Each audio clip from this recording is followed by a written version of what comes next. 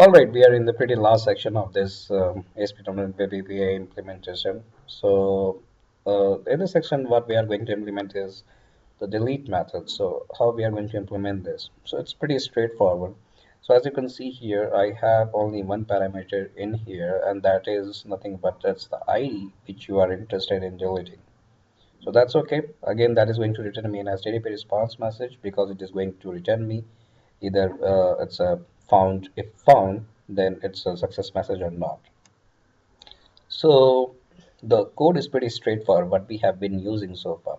So the very first thing which we have been checking here is code validity. I mean whether the model is valid or not.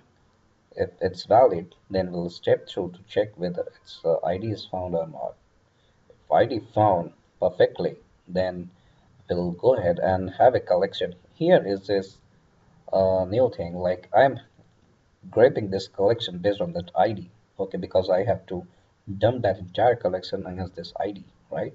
So once that is done, then I will remove this entire collection from my DB.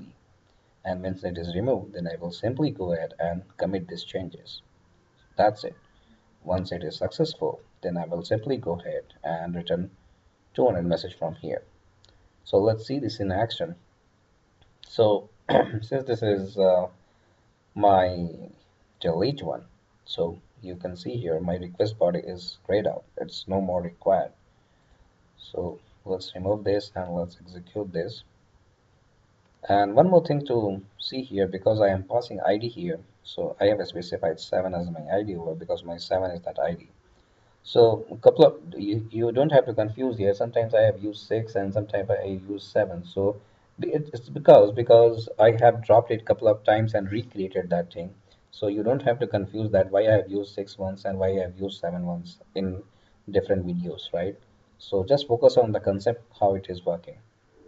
So here, if you can see here, its ID is coming 7. Let's just step inside, and since it's a valid one, so it is not going to return me anything wrong. So okay, it simply, so if you see this collection here, sorry, that is encrypted one. So if you see that, so it returned me 200 message over here. So that's okay. If I go ahead to fiddler, it says 200. But how about if I am having ID not found? So I should be getting here not found ID, right? So let's execute this once.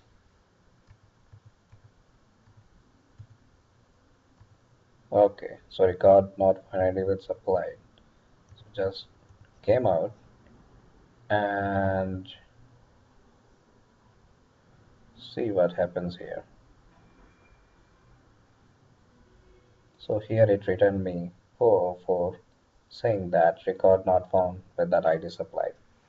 So pretty much the same thing what I have explained earlier, just working as expected. So thanks for joining me. In the next section, we'll uh, continue with the same topic or we'll begin with a different topic. So you keep mailing me if what are the things which you need exactly, and I mean what are the exact topic which you want me to cover. Thanks for joining me.